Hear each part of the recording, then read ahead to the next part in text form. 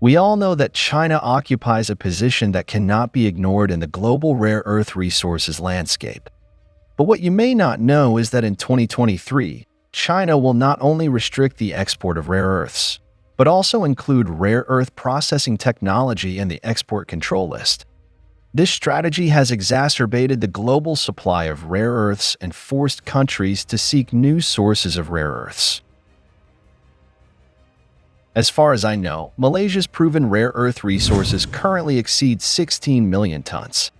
In recent years, the ambitions of the Anwar government are not limited to exporting rare earth raw materials. He is trying to create a complete rare earth industry chain covering mining, processing, and export. But the lack of advanced rare earth processing technology is Malaysia's biggest challenge in achieving this ambition. To this end, the Malaysian government has extended an olive branch to China more than once, and even arranged for the Minister of Science and Technology to visit China at the end of April this year, hoping to introduce China's advanced technology. Interestingly, despite Malaysia's frequent overtures, China has not made it clear whether it is willing to help. So, what are the considerations behind China's hesitation? As we all know, the rare earth processing industry is much more than simple resource extraction. It requires a country to have a complete industrial system and advanced infrastructure hardware, which are key supports for its success. According to statistics, building a new rare earth processing plant may require an investment of hundreds of millions or even billions of dollars. This is not a small number for any country. What's even more troublesome is that the entire process, from building a factory to debugging equipment and then starting to make a profit, can take several years or even longer.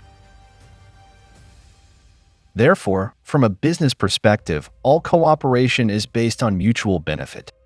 Malaysia looks forward to technical support, while China hopes to obtain fair profit returns through cooperation.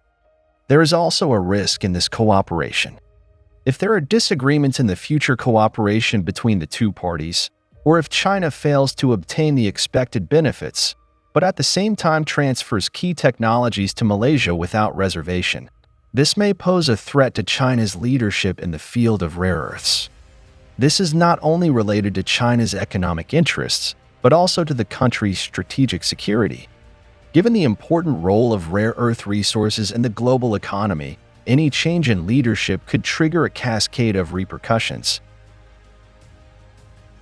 On the other hand, China accounts for about 85% of the global rare earth market, which is enough to reflect its dominant position in the field of rare earths.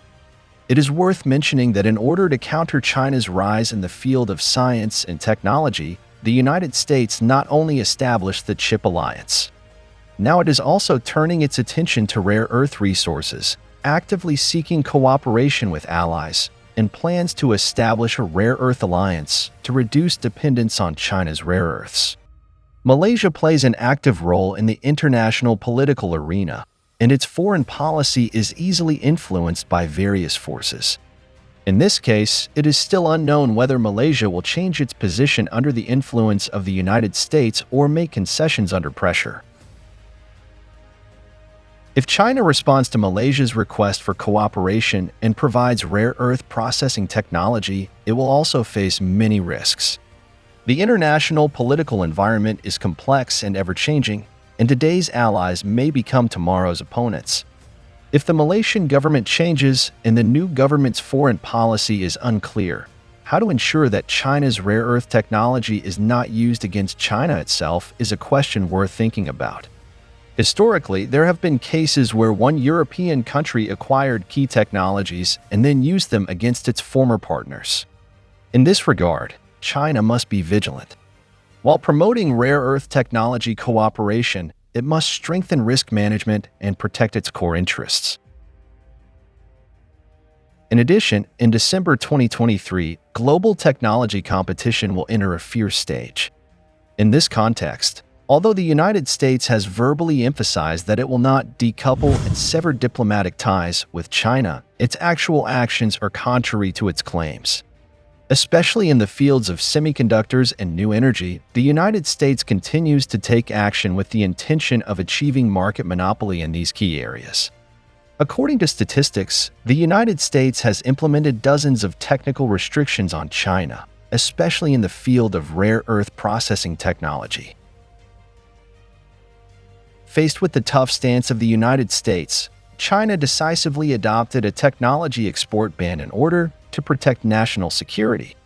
This move not only made Western countries feel unprecedented pressure, but also made them deeply aware of China's absolute advantage in the field of rare earth technology. Given China's leadership in this area, it will be difficult for other countries to find alternative partners. If Malaysia truly regards China as a friend, it should understand and respect China's position in the field of rare earth technology. While maintaining technological security and interests, China also needs to consider its friendly relations with Malaysia. More importantly, China's rare earth ban promulgated in 2023 is like a blockbuster, causing an uproar around the world. This decision not only demonstrates China's determination to resolutely safeguard national security in the strategic position of rare earth resources, but also demonstrates China's strong influence in the field of rare earths. As a responsible major country, China has always focused on shaping and maintaining its international image. In fact, in order to send a signal of friendly cooperation to the world, China invests more than $47 billion in Africa every year, helping many countries build infrastructure such as hydropower stations, railways, and highways. Therefore, in the face of Malaysia's request, whether China should revoke the ban out of vital interest is an issue that requires careful consideration. If China abandons its principles only for short-term interests, it may be regarded by other countries as a country that only pursues economic interests and ignores the bottom line of principles, thereby damaging China's international image. After all, on the international stage, adhering to principles and showing a sense of responsibility are the hallmarks of a truly great country.